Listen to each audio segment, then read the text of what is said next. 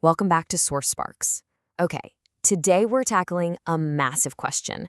Why is your 3-minute plank totally, completely useless? We're going to dive straight into the Fricksplainer and completely transform your plank. We're taking it from a passive, time-wasting nap time into a high-intensity, rock-solid core builder. If you're just hitting the floor, staring at your phone, and waiting for the clock to run out, yeah, you're in exactly the right place.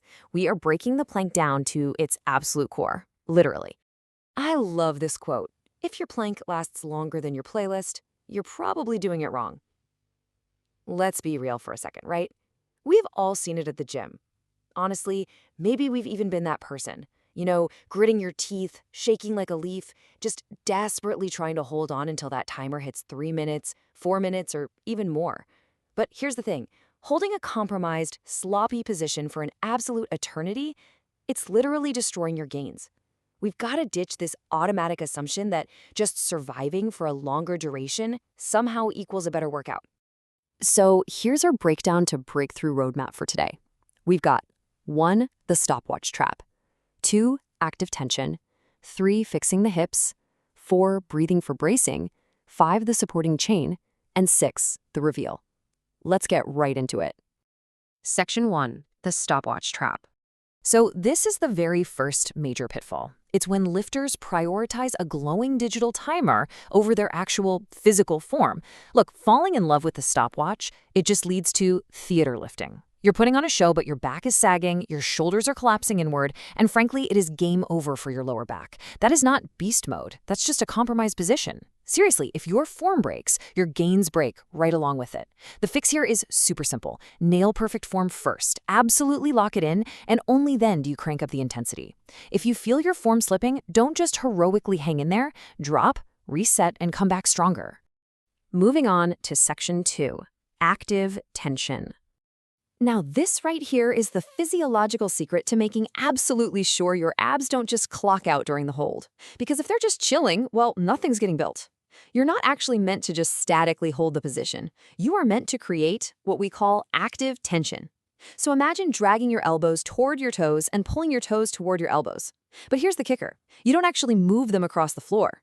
It's this invisible, isometric movement, but the internal resistance it creates is just massive. Doing this forces your core muscles to fire so intensely, way harder than they ever would in a passive hold. And this is exactly what powers every other heavy lift you do, from squats right up to strict pull-ups. All right, Section 3, fixing the hips. So we're moving down the anatomical chain now. Why? Because your hip position dictates exactly which muscles are unfairly carrying the load when your form inevitably breaks. First up, beware the sagging trap. When your lower back arches, your abs basically take a nap, and your poor lower back takes all the punishment. That means zero core benefits for you. Next is the pyramid trap. When your butt is pointing straight up at the ceiling. Look, unless your goal is to join a cheerleading squad and become a human pyramid, this does absolutely nothing for you. Your shoulders are just carrying the entire load. The true correction here? You've got to lock your body into one straight, completely rigid line from your head down to your heels.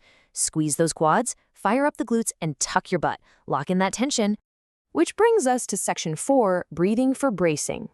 Okay, treating a plank like you're practicing for a freediving competition by just holding your breath, that instantly kills your full body tension. Weak, shallow chest breaths completely shut the core down. You've got to fix this by getting into a continuous cycle. It goes like this. Take a deep belly inhale, initiate a massive full body brace, and then execute a controlled exhale while keeping all that intense tension.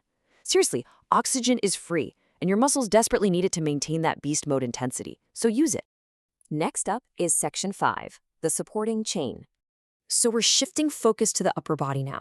To build a true superhero frame, every single link in the chain has got to be locked in tight. A sloppy upper body totally ruins the whole movement.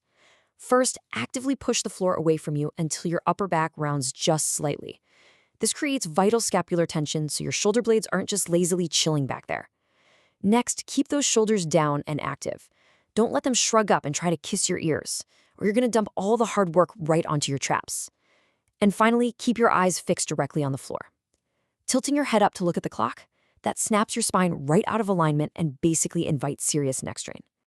Finally, Section 6, the reveal. Okay, we are pivoting away from the gym floor for a second and stepping right into the kitchen, because building that incredible core tension, that's just the signal for growth. But let me hit you with a quick truth bomb. You already have abs. Yep, they're just hiding under the emergency winter fuel tank. Abs are absolutely built in the gym through those high-intensity techniques we just talked about, but they are revealed in the kitchen. To actually see them, you need a calorie deficit. Hitting roughly 15% under your maintenance calorie level is the exact mathematical key to dropping the fat and finally revealing that rock-solid core you've been building. And ultimately, training consistently for years is what separates a decent physique from an absolutely insane one. Structure beats instinct every single time.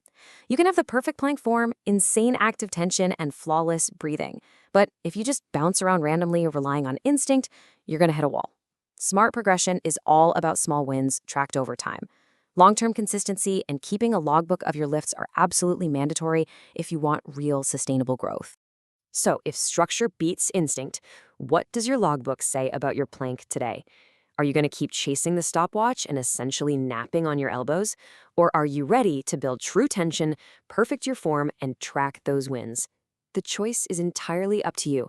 Thanks so much for joining us for this explainer, and we'll catch you next time on Source Sparkz.